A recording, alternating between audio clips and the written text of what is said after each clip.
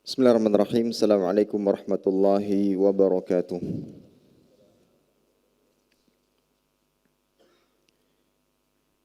Innal hamdalillah nahmaduhu wa nasta'inuhu wa nastaghfiruhu wa nastahdihi wa natubu ilaih. Wa na'udzu billahi min shururi anfusina wa sayyiati a'malina. Man yahdihillahu fala mudilla lahu wa man yudlilhu fala hadiya lahu. Asyhadu an la ilaha illallah wahdahu la syarika lah wa asyhadu anna Muhammadan abduhu wa rasuluhu la nabiyya wa la rasula ba'dah. Qala Allah azza wa jalla ya ayyuhalladzina amanu ittaqullaha haqqa tuqatih wa la tamutunna illa wa antum muslimun.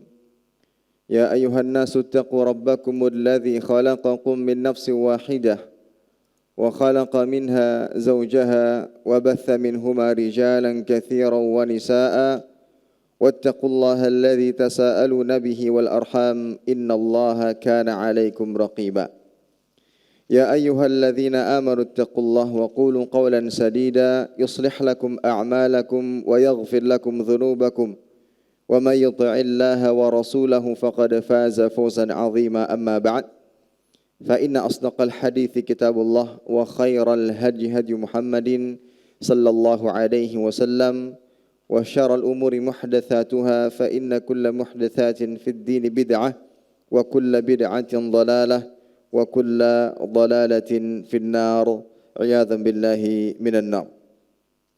Para hadirin sekalian, Bapak Ibu saudara-saudari kaum muslimin dan muslimat rahimani wa rahimakumullah. Alhamdulillah, senantiasa kita panjatkan rasa syukur kepada Allah Subhanahu wa taala atas segala limpahan nikmat dan karunia yang Allah berikan kepada kita. Salawat dan salam senantiasa kita berikan kepada Nabi kita yang mulia Nabi Muhammad sallallahu alaihi wasallam beserta kerabat beliau, para sahabat dan orang-orang yang senantiasa terus-menerus berada di jalannya sampai hari kiamat kelak. Para hadirin sekalian, Bapak Ibu saudara-saudari kaum muslimin dan muslimat rahimani wa rahimakumullah. Kembali kita melanjutkan pembahasan kitab yang berjudul Muharramat Istahana Biha Katsirun Minan Nas. Dosa-dosa yang dianggap biasa oleh kebanyakan manusia, yang ditulis oleh Fadilatul Syekh Saleh Muhammad Saleh Al-Munajjid hafizahullahu taala.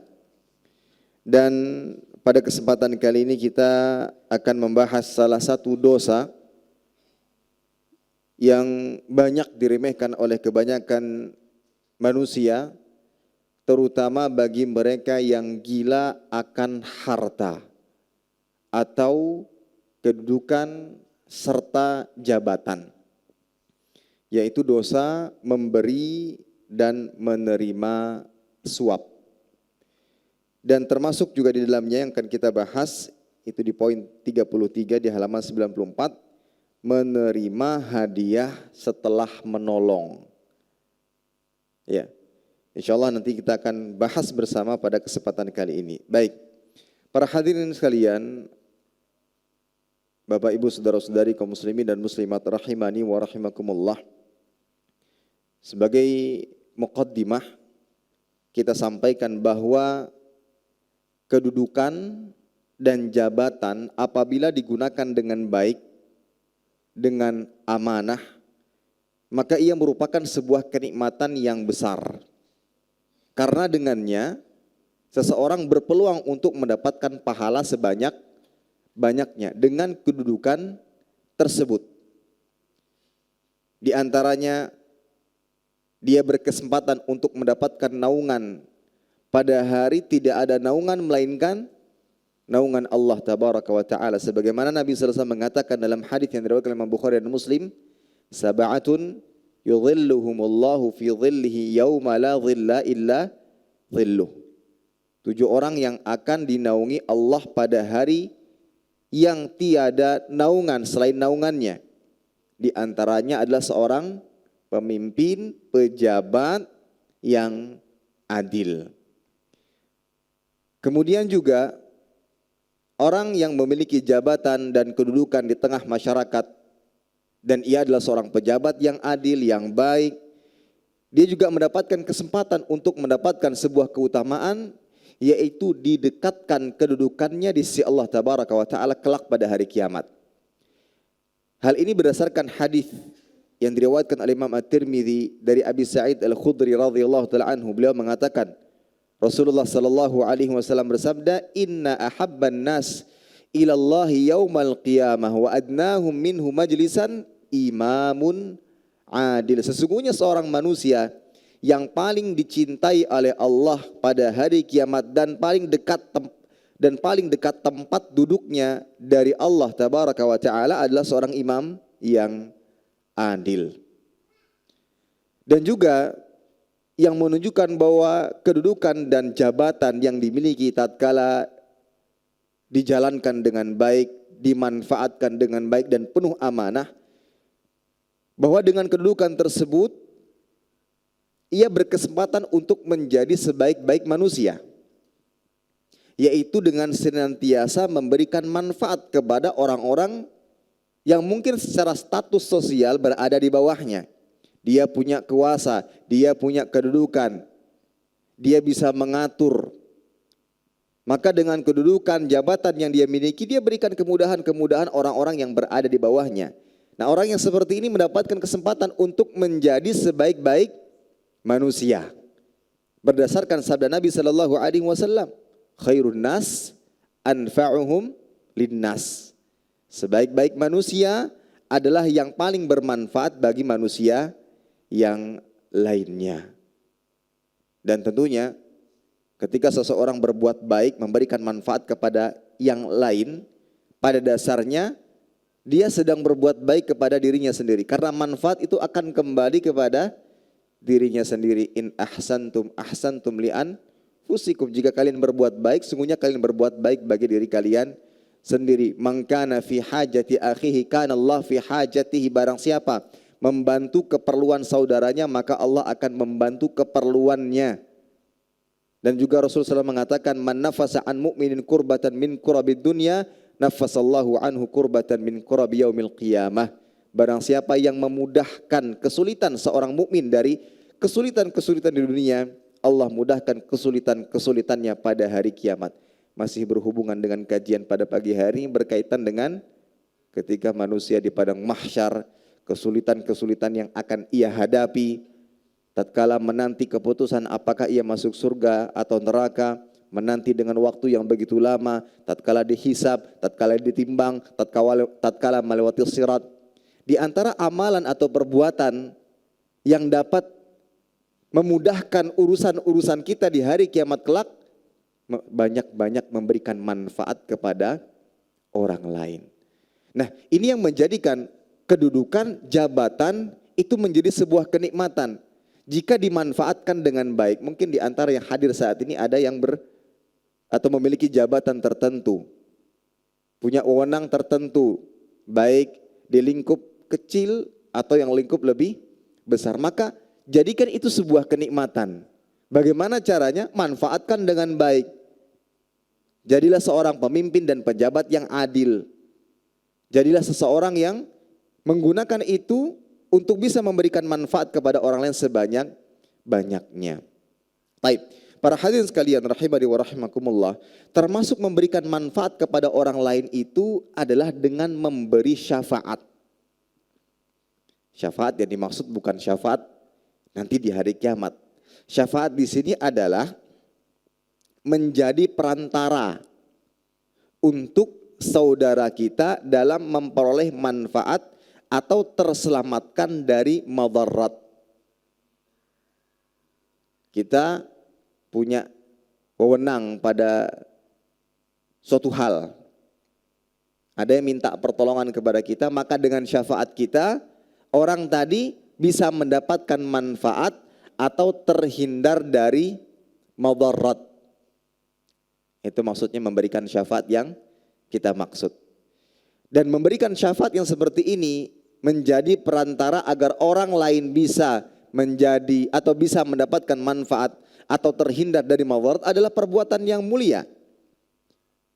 Dari Abu Musa Al-Asy'ari ia berkata, "Kana Nabi sallallahu alaihi wasallam idza atahu talibu hajatin aqbala ala julasaihi faqala ishfa'u tu'jaru wa yaqdillah ala lisani nabihi ma ahabba wa fi riwayah ma syaa.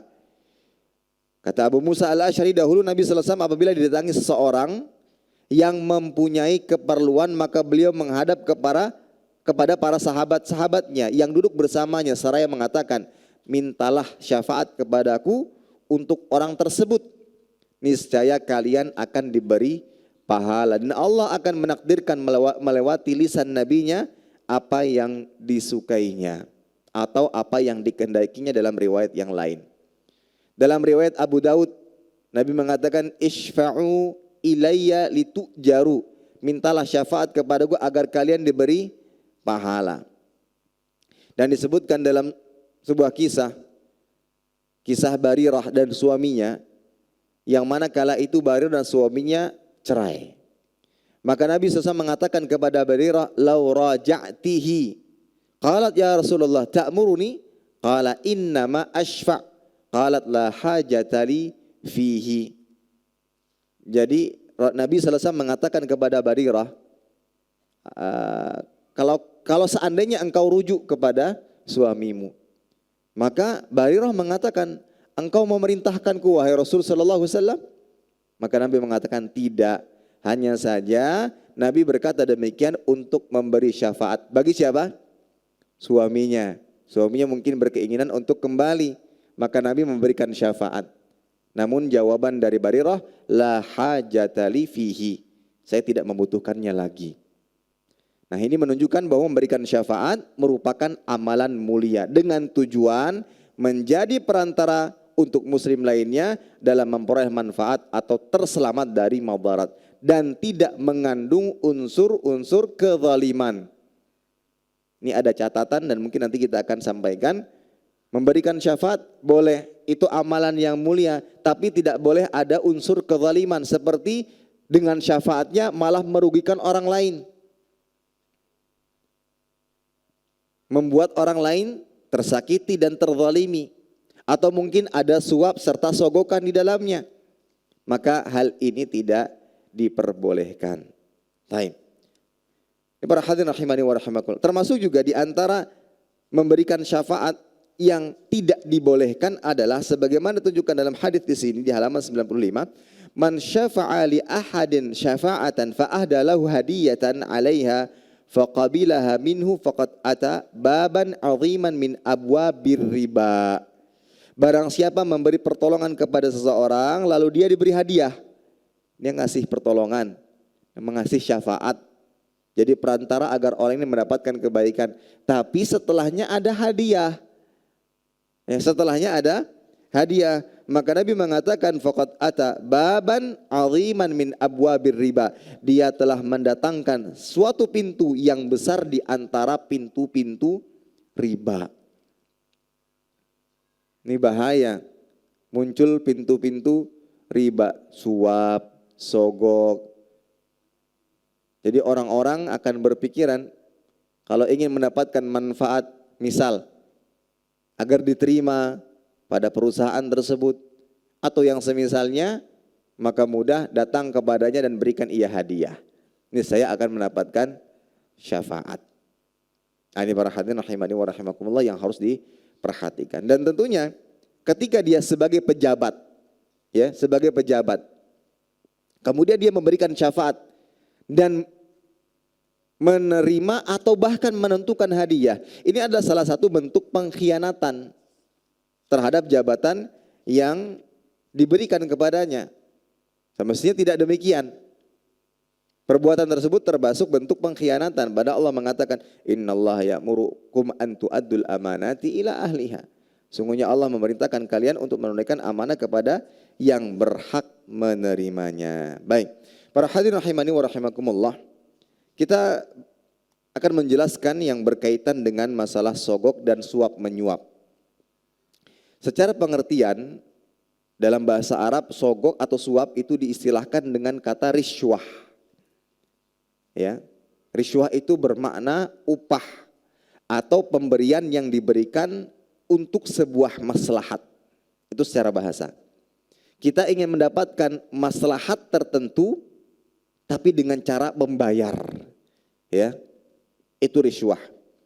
Dan dijelaskan oleh para ulama bahwa di antara makna syafaat, makna riswah, pemberian seseorang kepada hakim atau yang lainnya supaya memberikan keputusan yang menguntungkannya atau membuat orang yang diberi melakukan apa yang diinginkan oleh yang memberi.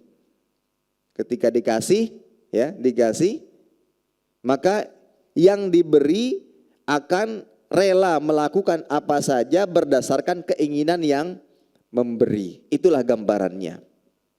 Adapun secara istilah, dan para ulama mengatakan bahwa secara istilah ternyata lebih ringkas daripada secara bahasa. Secara istilah ini maksudnya adalah membayar sesuatu dengan tujuan membuat yang benar jadi salah, yang salah jadi benar. Itu riswah. Riswah upah atau pemberian yang diberikan dengan tujuan membuat yang benar jadi salah, yang salah jadi benar. Baik, apa hukumnya riswah? Maka hukumnya haram, tanpa ada perselisihan di antara para ulama akan hal ini, dan bahkan termasuk dosa besar. Dalil-dalilnya adalah yang pertama surat Al-Maidah ayat 42, Allah Tabaraka wa Ta'ala mengatakan samma'una lil kadhibi akaluna lis-suhd. Mereka itu adalah orang-orang yang suka mendengar berita bohong, banyak memakan suhd. Dijelaskan oleh Al-Hafidz Ibnu Katsir, akaluna lis-suhd ay al-haram wa huwa riswah. Suhd yang dimaksud sesuatu yang haram dan dia adalah riswah. Riswah adalah suap, uang sogokan. Begitu pula berdasarkan keumuman firman Allah Tabaraka wa Ta'ala surat Al-Baqarah ayat 188, wala ta'kulu amwalakum bainakum bil batili wa tudlu biha ilal hukam litakulu fariqan min amwalin nasi bil ithmi wa antum ta'lamun. Dan janganlah sebagian kamu memakan harta sebagian yang lain di antara kamu dengan jalan yang batil.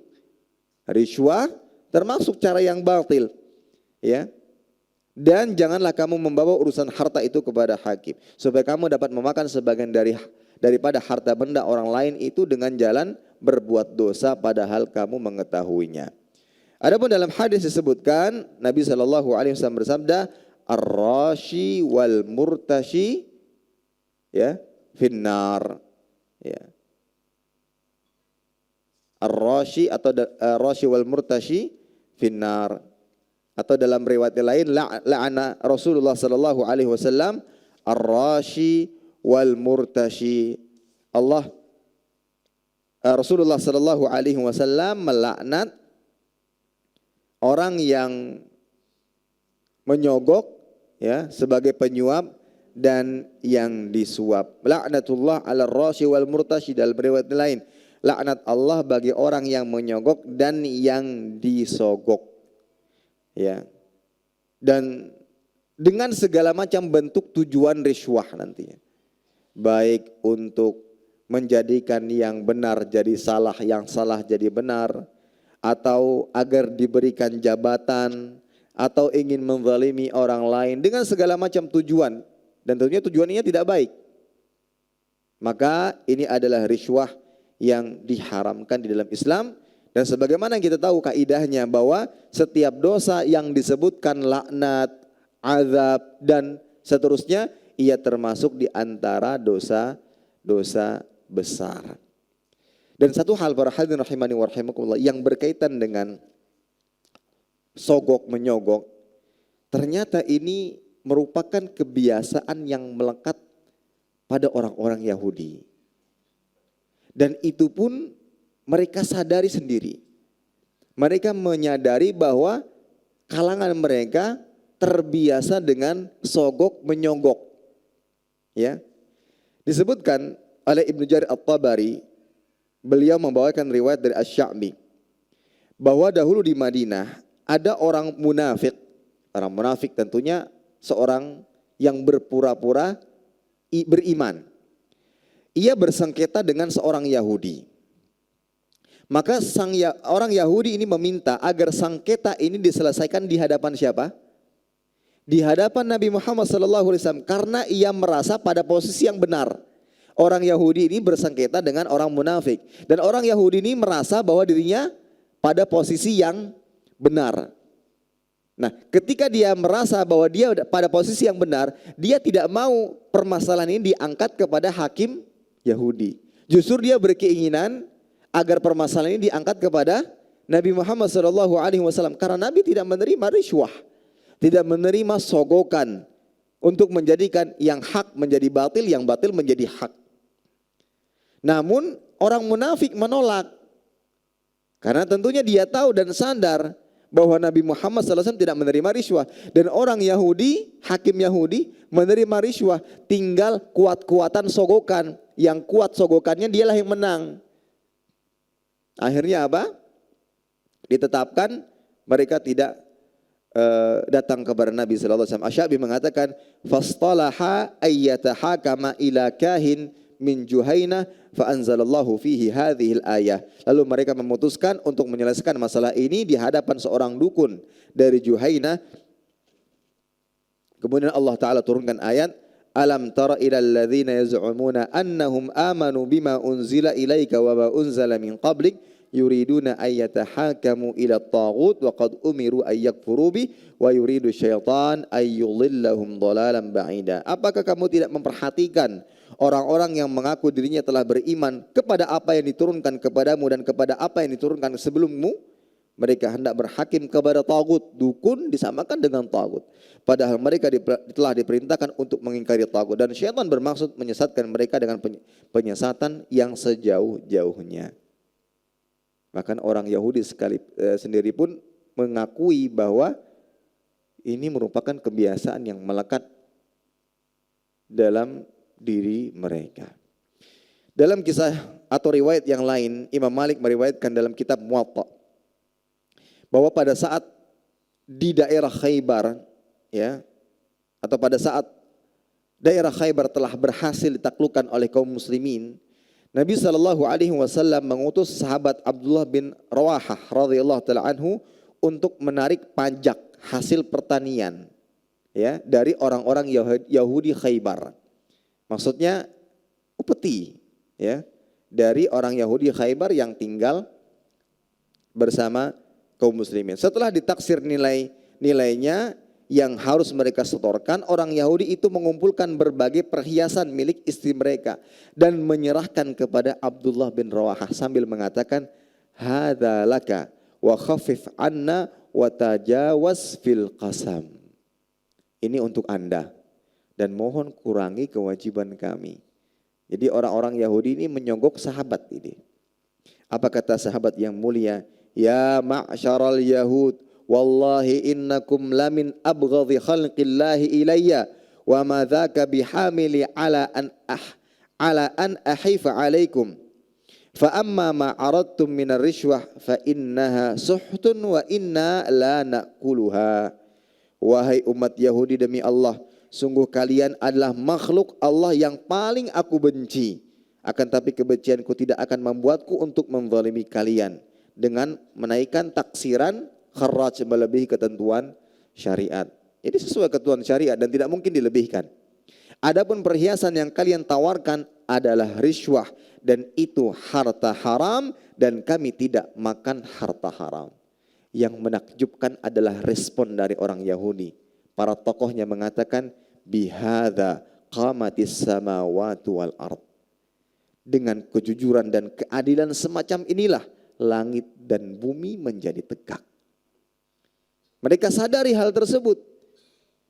Namun masalahnya itu sudah sangat melekat dalam diri mereka. Sogok, suap, menyuap. Maka barang siapa yang mengikuti dan mencontoh, maka dia masuk dalam sabda Nabi SAW, man tashabbaha biqaumin fahuwa minhum. Barang siapa yang menyerupai suatu kaum, maka ia termasuk golongan mereka. Ini para hadirin rahimani wa rahimakumullah. Ya.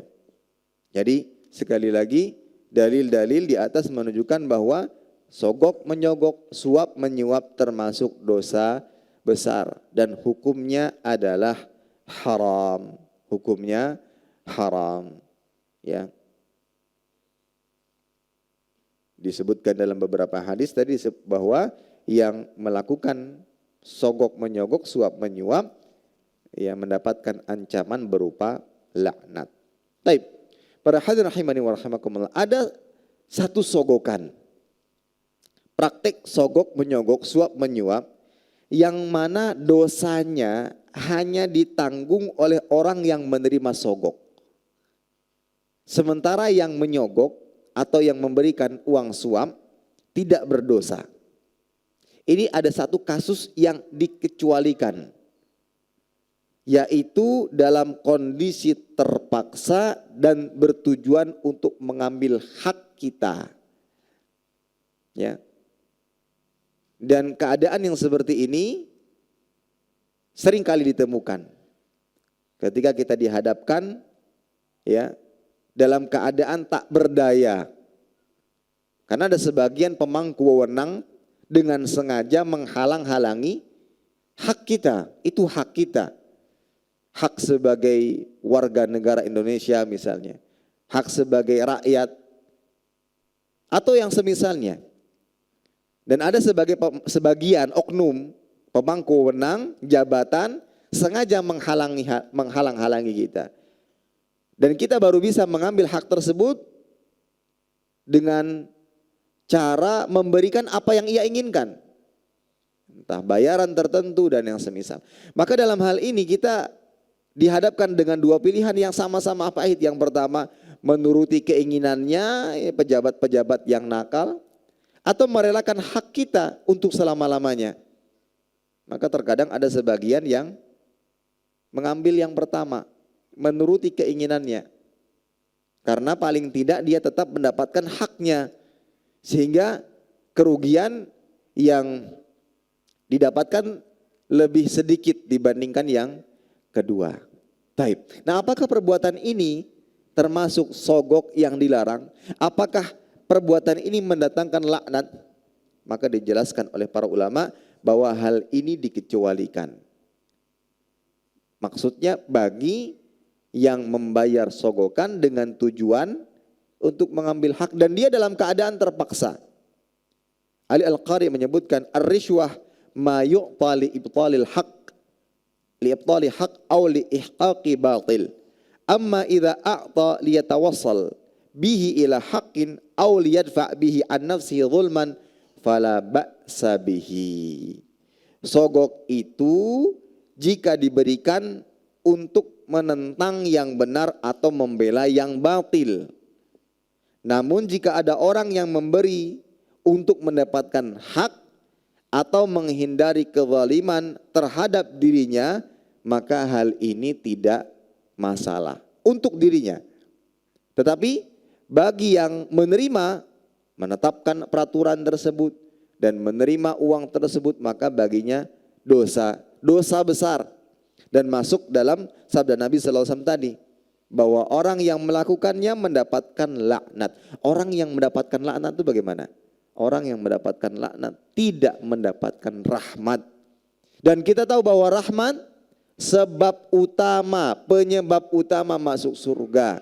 Rahmat itu penyebab utama masuk surga. Jangan diremehkan pembahasan seputar bagaimana cara mendapatkan rahmat. Karena rahmat itu penyebab utama masuk surga. Bukan sholat kita, bukan puasa kita, bukan haji kita.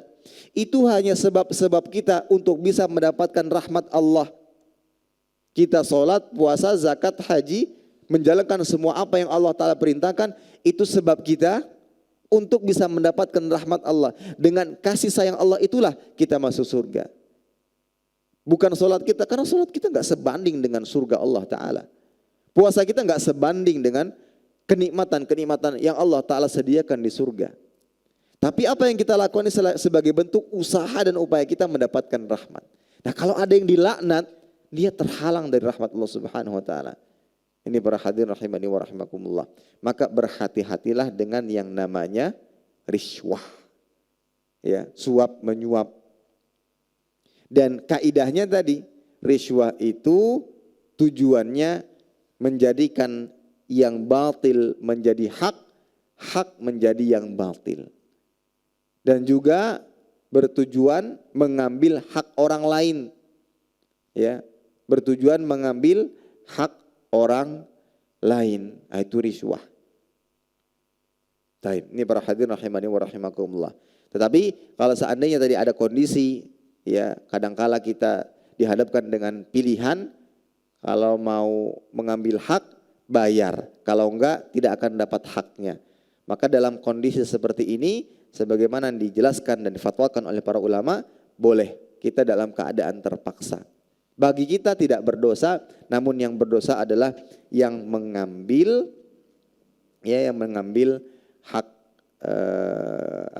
yang mengambil uang sogokan tadi. Ini para hadirin rahimani wa rahimakumullah.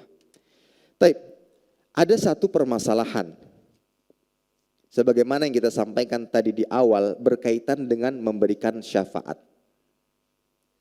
Yaitu dalam permasalahan melamar pekerjaan dan kita dalam posisi misalkan sebagai HRD atau petugas yang diberikan wewenang untuk menyeleksi siapa yang diterima, siapa yang tidak diterima.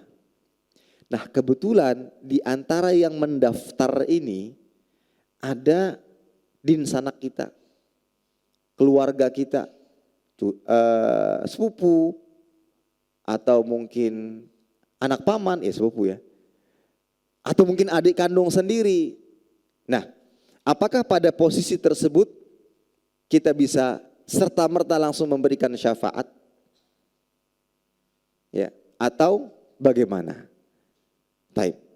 Para hadirin rahimani wa rahimakumullah, dalam masalah ini ada beberapa keadaan yang harus kita fahami. Yaitu lowongan pekerjaan, ya, lowongan pekerjaan apakah berada pada perusahaan swasta atau di pemerintahan. Kalau perusahaan swasta itu kan statusnya milik siapa? Pribadi, milik seseorang, bukan kepemilikan bersama. Itu perusahaan swasta. Nah, berbeda dengan pemerintahan, lowongan kerja yang ada di pemerintahan. Kebetulan si fulan atau alan ditugaskan sebagai penyeleksi siapa yang bisa diterima dan siapa yang tidak. Nah, sekarang pembahasannya adalah di perusahaan swasta dulu. Nah, di perusahaan swasta juga harus dirinci, ada perekrutan yang sifatnya tertutup dan ada perekrutan yang sifatnya terbuka. Kalau perekrutan yang tertutup, maka pada saat itu berlakulah sabda Nabi tadi, isfa'u tu'jaru. Kasih syafaat, nanti dapat pahala.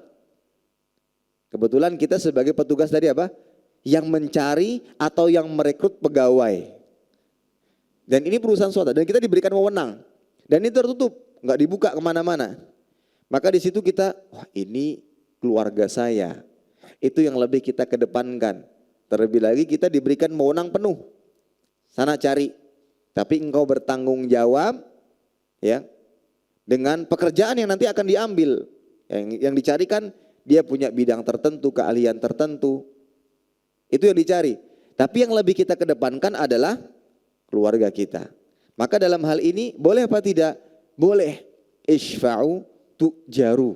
Berikan syafaat, nanti dapat pahala. Tapi catatan tadi apa? Tidak boleh menerima hadiah setelahnya. Kita lakukan itu semua murni dalam rangka membantu, memberikan manfaat. Kita punya jabatan pada saat itu. Kita manfaatkan jabatan tersebut untuk menjadi sebaik-baik manusia, yaitu banyak-banyak memberikan manfaat kepada orang lain. Baik. Pembahasan ini dalam hal apa? Satu, perusahaan swasta. Dua, dalam hal perekrutan tertutup.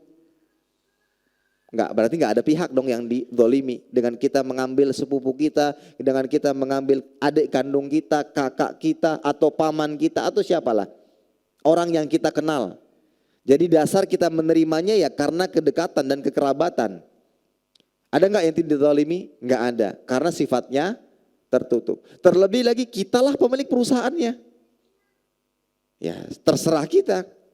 Misalkan perusahaan yang kecil dulu, ya, penjual cendol misalkan. Perusahaan dari kecil dulu, itu milik kita sendiri. Kita mau merekrut pegawai terserah kita bagaimana caranya gitu. Nah, kemudian yang kedua masih dalam perusahaan swasta tapi dia perekrutannya bersifat terbuka. Oh berarti ada lowongan pekerjaan. Dicari pegawai 10. Dicari pegawai 10. Melamarlah 10. Dites. Ternyata semuanya masuk dari misalkan dicari 10 yang mendaftar 20. 10 yang pertama masuk semuanya. Ya, 10 yang pertama masuk. Ya. Nah, sekarang yang dicari kan 10 ya, dicari 10.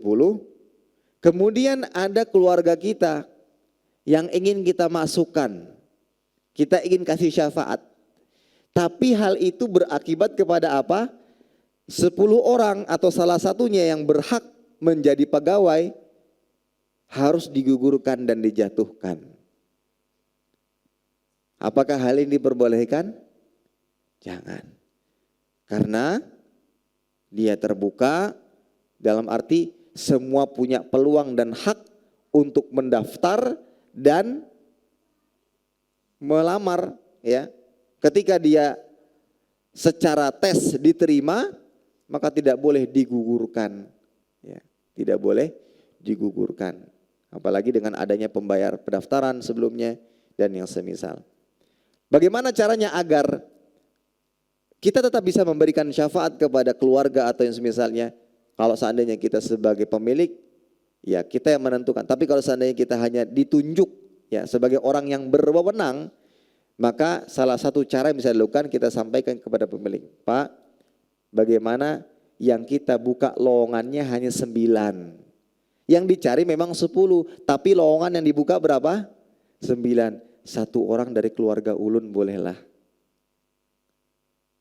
Dengan cara seperti ini, tak seorang pun di antara para pendaftar yang diambil haknya.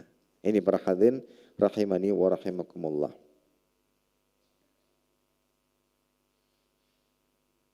Baik.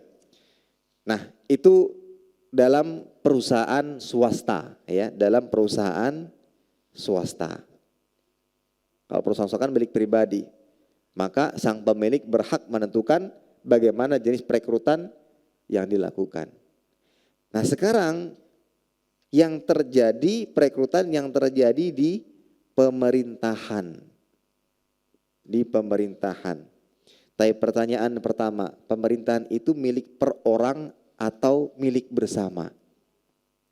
Maka jawabannya milik bersama. Kemudian yang kedua,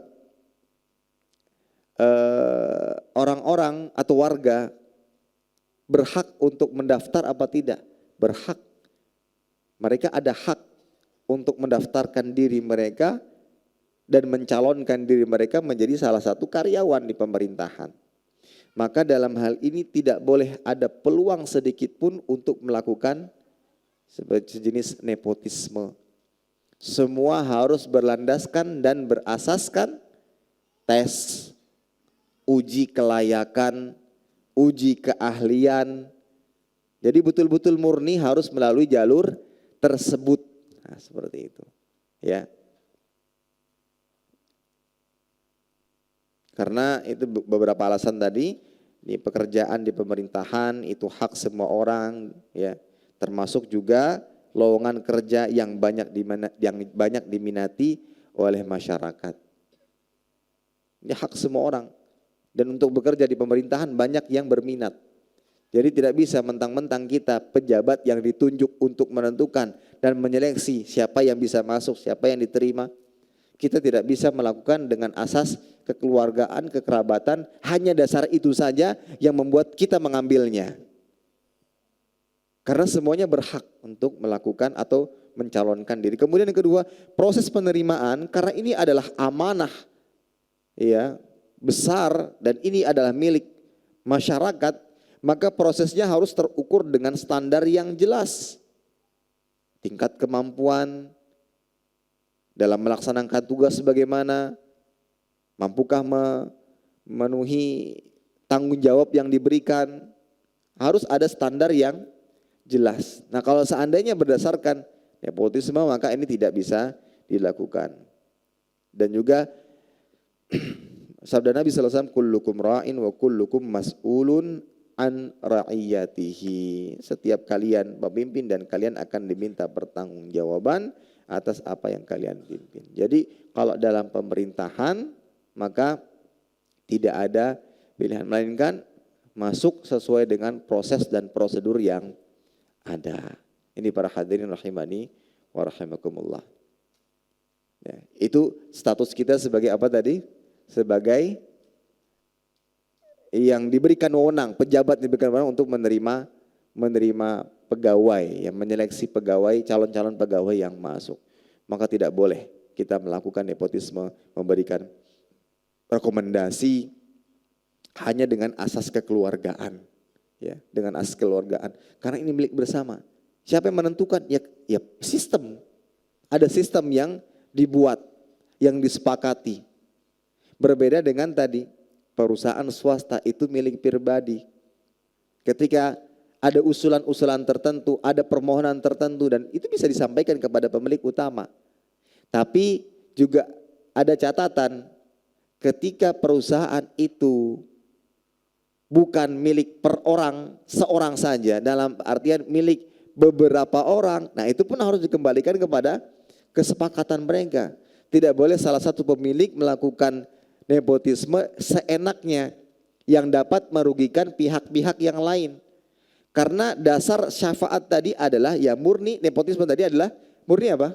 Kekerabatan dan kekeluargaan. Pak, ini adik saya, sepupu saya terima ya. Saya akan memberikan jaminan bahwa dia bisa bekerja dengan baik. Saya akan berikan pendidikan, saya akan kursuskan, saya akan leskan, dia insya Allah bisa bekerja dengan baik. Saya akan didik, saya akan bimbing. Gitu.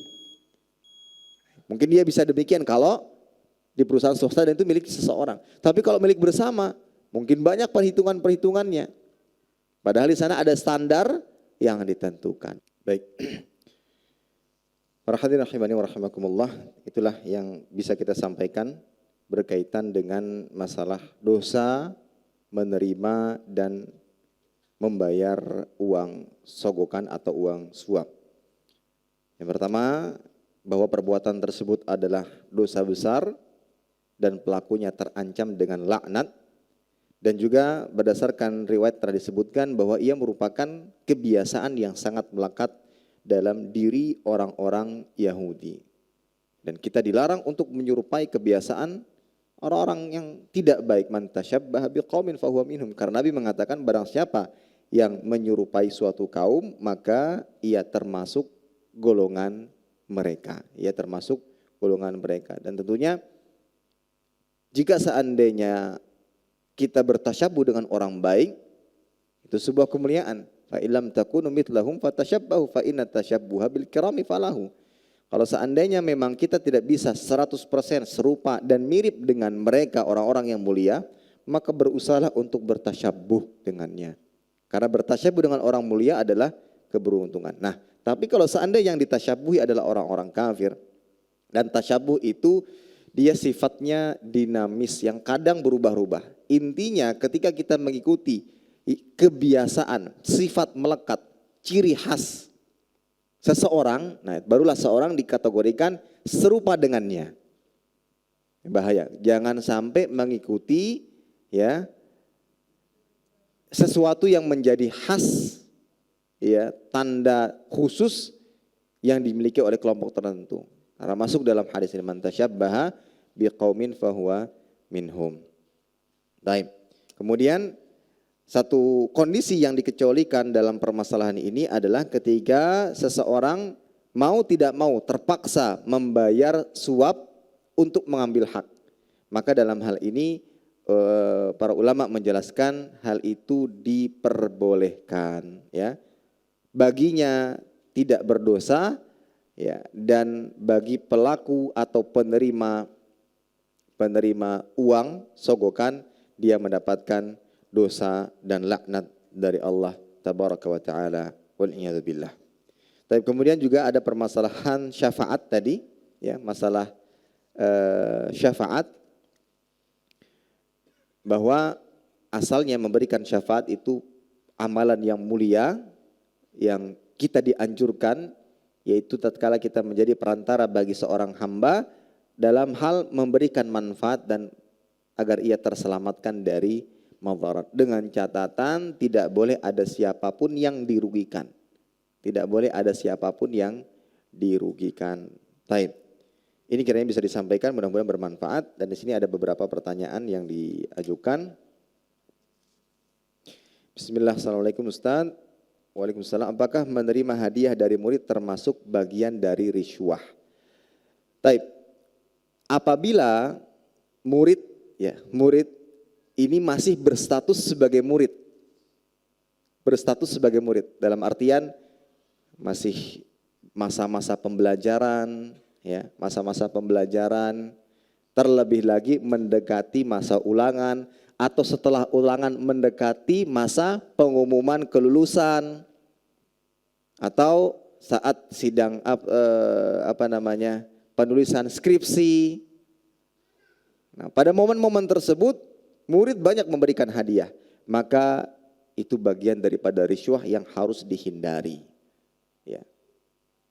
Ada tujuan di balik memberikan hadiah tersebut. Dan sebagai seorang guru, hendaklah dia menghindarinya. Dan dia dituntut untuk bersikap adil. Bersikap adil kepada semua murid. Dan ingat, al-insan abadatul ihsan. Insan abdul ihsan. Manusia itu adalah hamba ketika diperlakukan baik. Ketika ada yang memperlakukannya dengan baik 1, 2 kali, 3 kali, 4 kali, dia akan menjadi hamba kepada orang yang senantiasa berbuat baik kepadanya. Bahkan terkadang ketika orang tersebut berbuat salah, segan baginya untuk menegurnya. Kenapa pian kada tegur? Sepertinya pian dekat banar dengannya. Kada nyaman, sidin tuh banyak banar membantu. Itulah yang akan terjadi. Nah sekarang bagaimana hal itu terjadi pada diri seorang guru? Ini anak bandelnya luar biasa, tapi abahnya, bapaknya tiap bulan rutin transfer sekian juta. Akhirnya apa? Ya tadi dibiarkan. Ini pendidikan nggak jalan seperti itu. Nah ini para hadirin rahimani wa rahimakumullah. Nah tetapi kalau seandainya telah putus, misalkan nggak ada hubungan secara akademik, urusan-urusan yang berkaitan dengan kenaikan untuk lulusan, seperti ini murid sudah lulus, dia datang, ya, dan memberikan hadiah sebagai ucapan terima kasih kepada guru yang selama ini telah bersabar, mendidik, membimbing. Maka arah yang sebab yang mengarah kepada riswah telah hilang. Kalau yang pertama tadi kan masih ada kemungkinan besar yang mengarah kepada riswah. Ini mau ujian, ya. Kemudian sudah ujian mau kelulusan, sedang mengoreksi skripsi, Pak ini skripsinya, buka halaman pertama ada duit 100.000. Oh ini bujur aja sudah. Halaman kedua 150. Oh ini bujur aja nih, ada kesalahan sedikit tapi gak ada apa-apa. Bapak aja kayak namanya membujurakan. Halaman ketiga 300.000. Wah besok langsung sidang lah misalnya. Maka ketika masih ada sebab-sebab tersebut, ini mengarah kepada apa? Riswah. Maka berhati-hatilah. Kita tidak memungkiri niat baik dari orang tua yang ingin memberikan hadiah kepada kita. Tapi sampaikan dan jelaskan dengan baik. Pak, kami bahkan ada sebagian sekolah yang alhamdulillah telah membuat peraturan.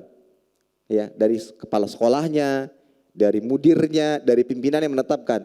Para ustadz, para guru tidak boleh menerima hadiah apapun dari murid, dari wali santri, dari orang tua. Tujuannya apa? Ya agar kita bisa bersikap adil dengan semuanya.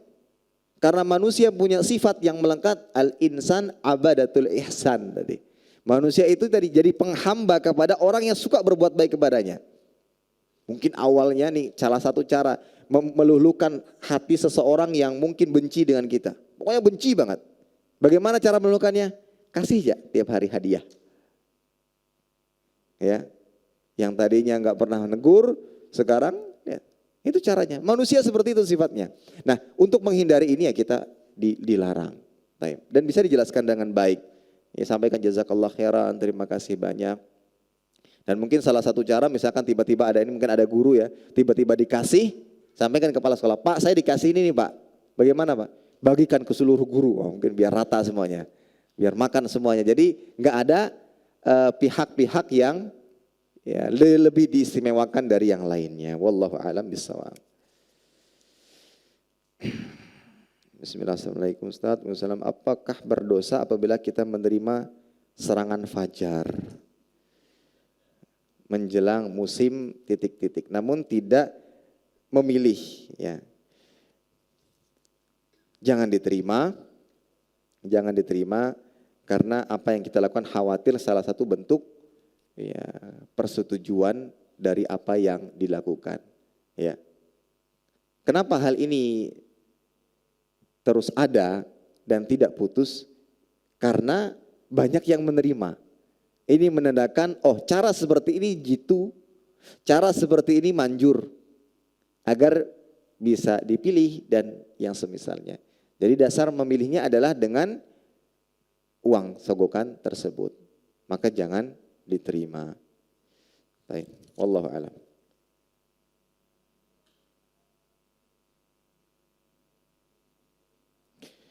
Assalamualaikum Ustaz, izin bertanya, apakah memberi tips termasuk riswah? Misal tiap bulan ada yang datang ke rumah menagih iuran TV kabel 90.000, kita berikan 100.000 tanpa kembalian 10.000, apakah 10.000 tersebut termasuk riswah? Baik, para hadirin rahimani wa rahimakumullah, kadang kita ini punya niatan untuk memberikan hadiah, itu baik. Tapi ketika ada unsur yang mengarahkan kepada riswah, maka ini lebih baik tidak dilakukan. Nah, salah satu sebab yang menghilangkan kesan riswah dan menetapkan hadiah, ada hubungan lain antara kita dengan orang tersebut. Sebagai contoh, itu sahabat lama kita dan kita ingin membantunya. Jadi ada unsur-unsur pendukung-pendukung lain yang menghilangkan kemungkinan riswah, ya, menghilangkan kemungkinan riswah. Ini para hadirin rahimani wa rahmatullah. Dan juga berhati-hati dengan hadiatul ummal. Hadiatul ummal ini termasuk yang dilarang. Hadiah ummal, hadiah yang diberikan kepada pekerja-pekerja. Ya. Itu disebut dengan khianat. Hadiatul ummal khianah. Maka kita jangan hanya terkesan kayak memberi hadiah, kita tertipu dengan hal itu, justru malah jatuh kepada perbuatan yang dilarang, ya, yang dilarang. Tapi tadi kecuali ada faktor-faktor yang menunjukkan bahwa ini murni hadiah. Entah karena sebab-sebab tertentu, ya, atau yang semisalnya. Intinya jangan sampai uang tips yang diberikan ini justru malah sebagai bentuk pengkhianatan atau riswah yang menyebabkan ia memberikan pelayanan yang tidak sama daripada dengan orang-orang yang coba. Ketika kita berikan uang tips, ya, dampaknya apa? Dia baik kepada kita, namun tidak baik kepada yang tidak memberikan tips. Padahal merupakan tanggung jawabnya dan kewajibannya untuk memberikan pelayanan yang sama kepada siapapun juga. Kadang kita kayak seperti terjebak, ingin berbuat baik malah justru masuk kepada perbuatan yang dilarang. Dan itulah manusia abadatul ihsan. Manusia abadatul ihsan. Ini para hadirin rahimani wa rahimakumullah. Baik.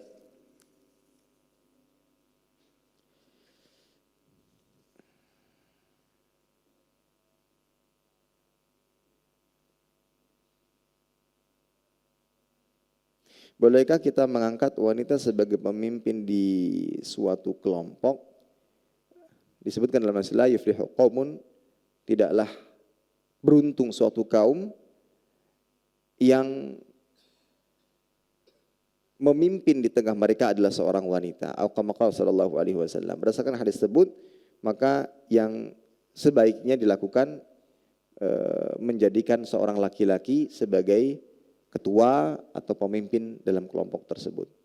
Bagaimana cara kita menyikapi atasan dan rekan kerja yang manipulatif dan toksik, bahasanya Masya Allah.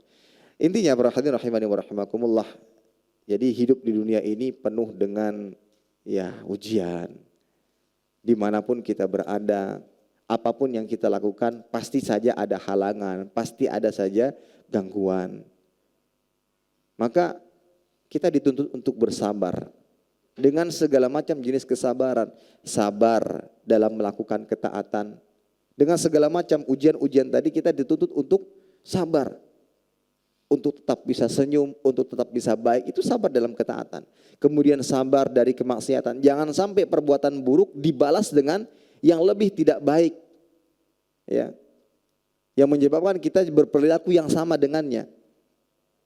Dan begitu pula sabar dalam menghadapi keadaan-keadaan yang pahit, yang kurang disukai oleh diri kita. Memang seperti itulah kehidupan dunia. Mau di mana kita bertempat tinggal, di mana kita, bahkan ada sebagian yang menemukan hal-hal yang tidak menyenangkan di tempat yang mulia, di masjid. Kenapa? Antum ada masalah apa? Ana bermasalah dengan salah satu jemaah di masjid. Gimana? Di masjid ternyata bermasalah gitu. Padahal di tempat yang mulia. Tapi seperti itulah manusia. Dimanapun dia berada, ada saja permasalahan yang ada.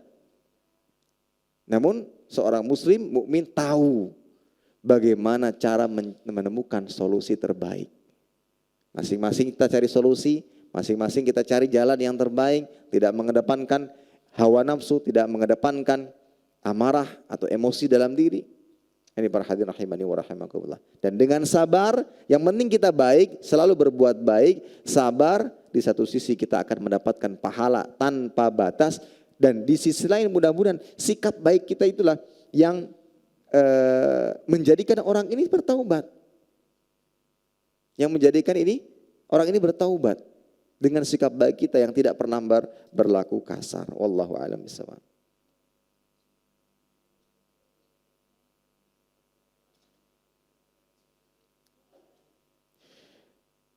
Bismillah, assalamualaikum Ustaz. Di tempat keluarga bekerja ada namanya surat jalan.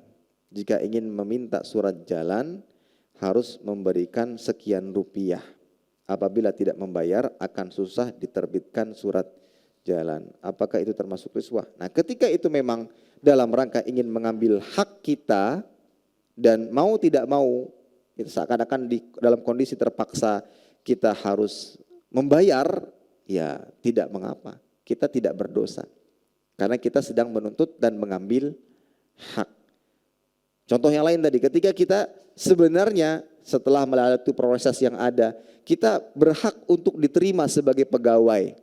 Tapi ternyata kebiasaan di tempat tersebut, kalau mau sudah diterima, ada bayaran-bayarannya.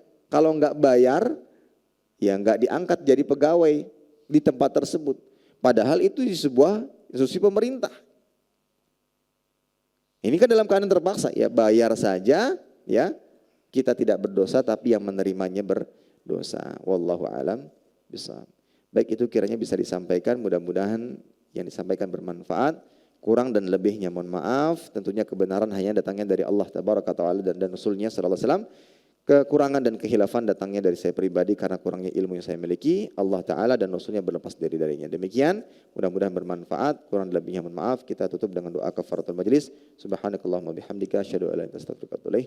Assalamualaikum warahmatullahi wabarakatuh. Terima kasih. Jazakumullah khairan wa barakallahu fikum. Video ini dibuat atas partisipasi dari donasi Anda. Semoga menjadi amal jariah bagi Anda semuanya.